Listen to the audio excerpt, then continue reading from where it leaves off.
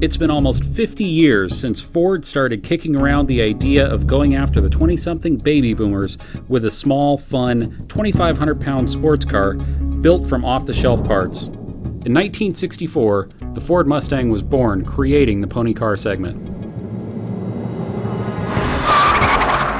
Within 2 years, Chevy had their own pony car in the fight with the heavier, more powerful Camaro.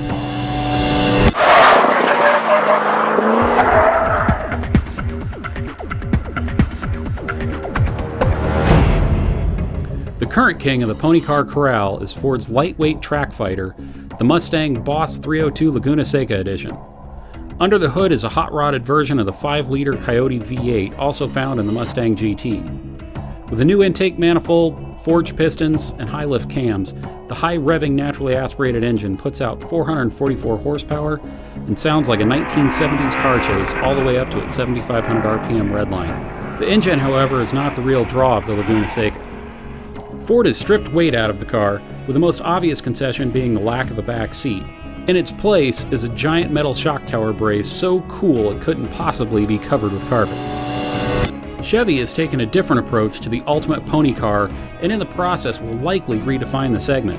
The 2012 Camaro ZL1 might be a lightweight by Camaro standards, but its secret to speed is in high-tech components and old-fashioned muscle to push it around.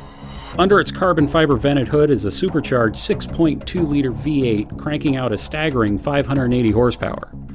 But again, the real magic is in the cart, not the horses. While the current generation Camaro has always been a step behind the Mustang in handling, the ZL1 gets a magneto-rheological suspension that Chevy also uses in high-end Corvettes and Cadillacs. The good news for Camaro fans is that this is next-generation equipment and works even better than before. Chevy's goal with all the extra muscle and high-tech tricks was to deliver all the performance you expect in a pony car while also giving you the comfort and luxury found in a GT.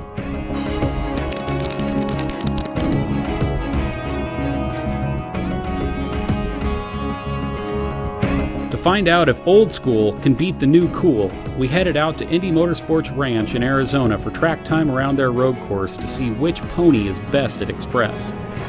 Our professional hot shoe and expert horsepower wrangler Randy Popes will set lap times and give feedback on each car.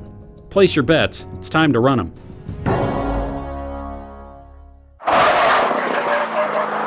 Crossing the start-finish line in the Camaro ZL1. A lot of good braking, a lot of control.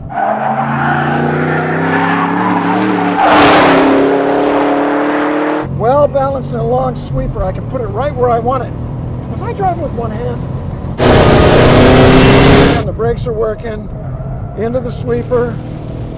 It's putting the power down. A little bit of power oversteer, not bad. I can stay in the power over the jump. Late brake.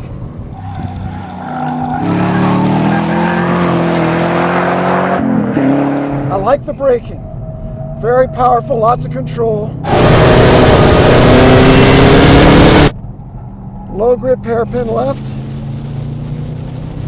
Yeah, it's putting the power down, not quite as well as the Mustang, but on the other hand, it has a lot more power, right? Another tight hairpin, there's some understeer, we got some wheel in it. Torque it out of there. Onto the straightaway leading for the finish line. Soaks up the curbs nicely.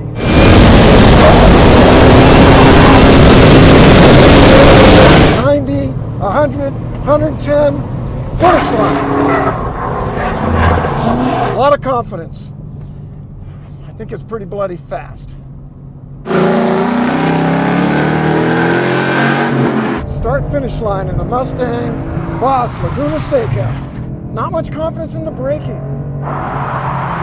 Good balance in the sweeper. Love the exhaust note. Not have the brake bite that the Camaro does. Good balance in a high-speed corner. Lots of vertical motion in these bumps.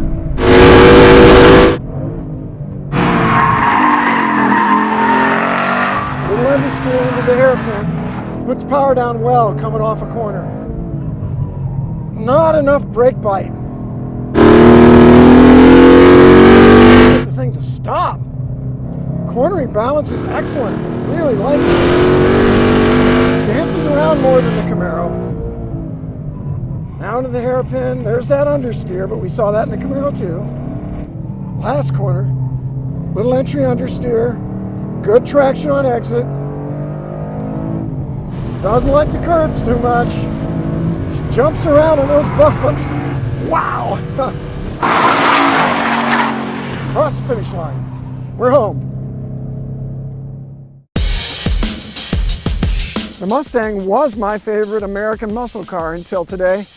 It is amazing what has been accomplished with a live axle rear end. But in the end, I am going to choose the Camaro because it's just more sophisticated than the Mustang.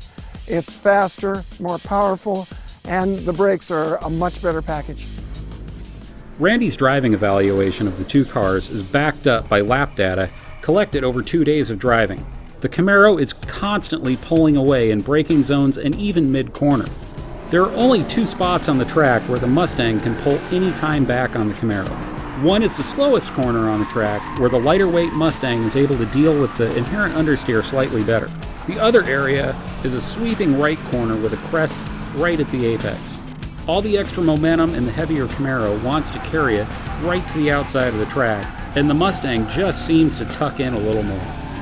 In the end, the Camaro comes out on top, 2.54 seconds a lap faster than the Mustang. Before anyone says how unfair the competition is because we're pitting a naturally aspirated Mustang against a supercharged Camaro, the Camaro only gained 0.4 of a second on the straight. Even without the horsepower disparity, the Mustang will be roughly 2 seconds back every lap.